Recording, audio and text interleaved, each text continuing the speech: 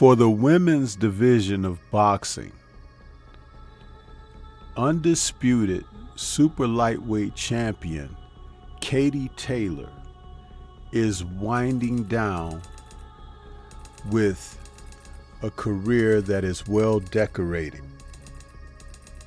As she looks ahead in 2025 at what her options may be, she is considering a couple of opponents that she's already faced.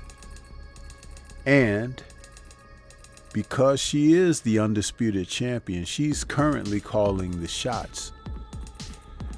But there are other options on the table, and she may not be ready to accept those opportunities. Let's talk about something that's going on with this undisputed champion and where she may be placed when it's all said and done.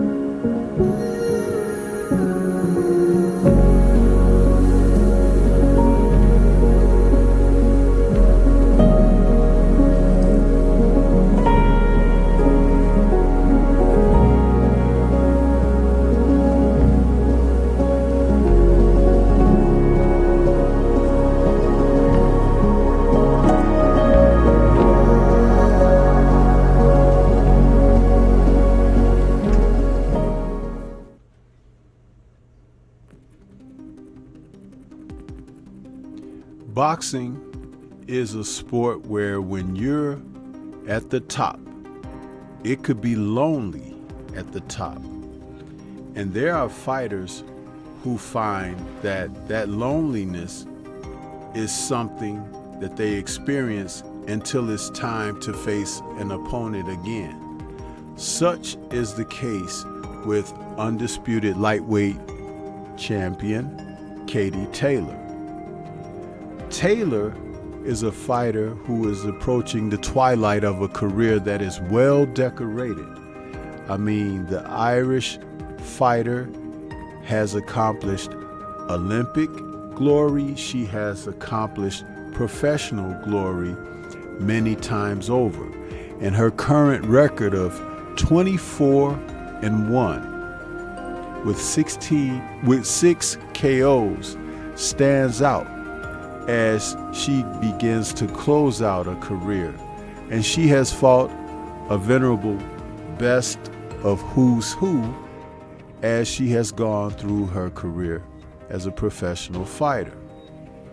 Now, Katie once fought at the lightweight division, and she really handled that division quite well, becoming IBF, WBC, and WBO world champions. However, when she moved up to super lightweight to challenge Chantel Cameron, she wasn't able to defeat Cameron the first time around, and that was in May of 2023. Now, according to an article that's in Boxing Scene, Katie is looking at a potential third fight with Chantel. And that will be quite interesting because Katie has found a formula of being able to overcome her opponents that is not necessarily the most popular way to deal with people. Katie can get a little dirty in there sometimes, and headbutts are a part of the dirtiness. I am not taking away from her ability as a fighter at all, because she's one darn good fighter. But headbutts can take an opponent totally out of the game, especially if they are perceived to be intentional. Now, I believe that she does know how to utilize her head and be intentional, but only when she gets in trouble. Her rematch against Chantel, which took place again in her hometown of Ireland in November of 2023. That super lightweight undisputed title was now in Katie's grasp with the rematch, where she won a majority decision. I felt that Chantel won the rematch as well, as she was cut on the forehead and nose in this fight, and Taylor was cut over the left eye. All of that was from the clashing of heads.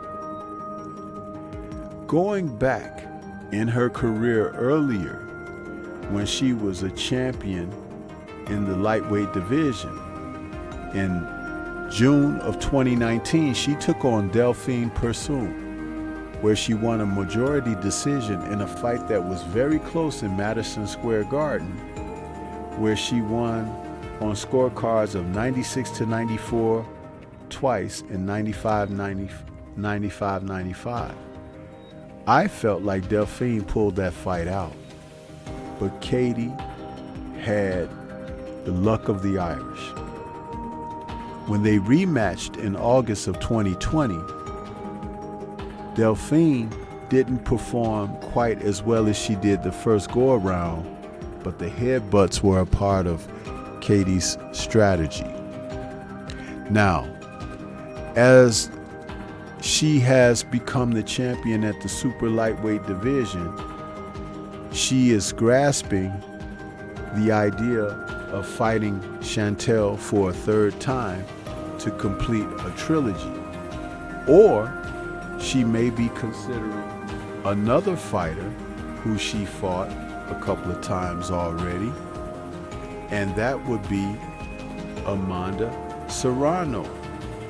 Now, if she takes on Serrano for a third time, with again the first two fights decisions being so close, but Katie prevailed in both matches, it would be more of a situation for money than it would be for the competitiveness.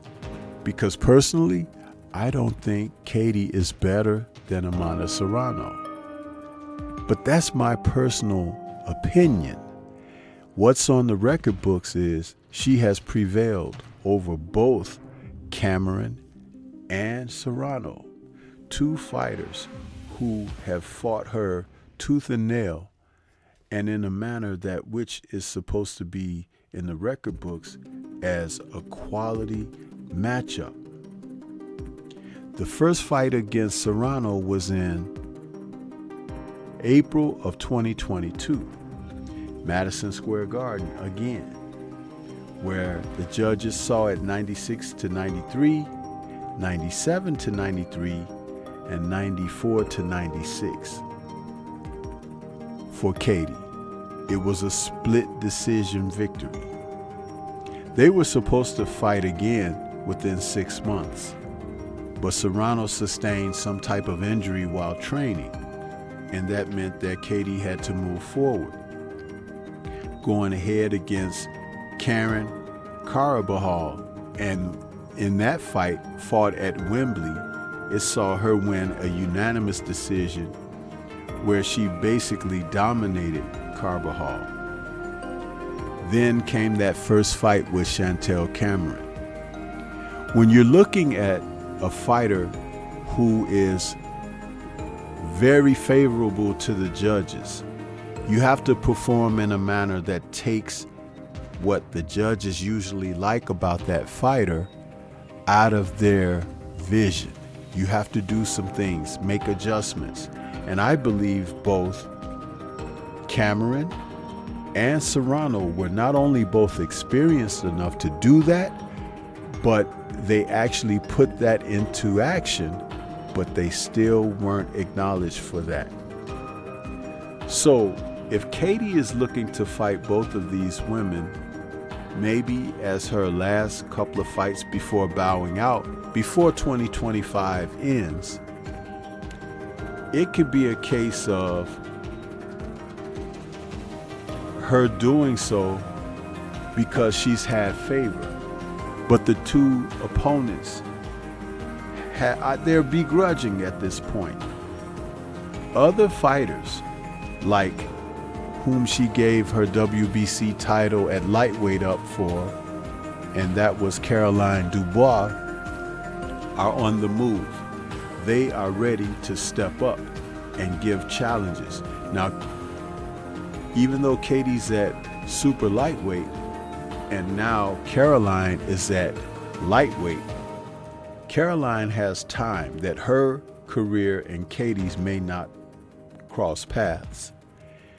But it's interesting that Katie moved away from that division where she was dominant as Caroline was coming on. I believe that Caroline is going to be the fighter to replace Katie in that lightweight division. Or it could be someone else that really is looking like an oncoming stone.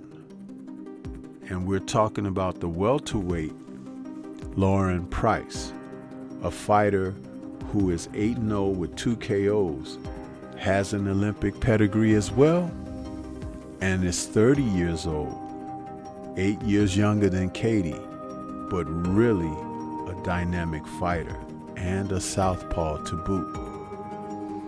The women's division of boxing is really on fire at this time with the talent that surrounds it, as well as the abilities of the women who are putting it together. And just as Katie is coming toward the end of a great career, the game is going to be in great hands, because she's going to leave behind some people that if they can't face her, they will be well going ahead to replace her as she retires. Either way, if Katie decides to take on someone like Cameron or Serrano or both before the end of 2025, she'll bow out having had some great fights and great opponents. But there are others out there still that are ready to pick up the baton. Boxing Scene has an article about her wanting to face Serrano or Cameron or both. The link will be in the description box. This is Stormy B-Man. Shout out to the mighty LDBC and Liberated Perspective, a third eye view of the world. For more content such as this, please like, comment, subscribe, and share.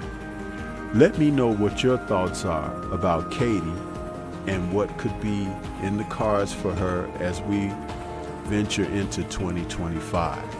Do you think that she will face at least one of the young up-and-coming fighters, or she'll stick with the vets that she can have the trilogies with? It'll be an interesting thing to see. Peace to everyone out there, and everyone remain safe.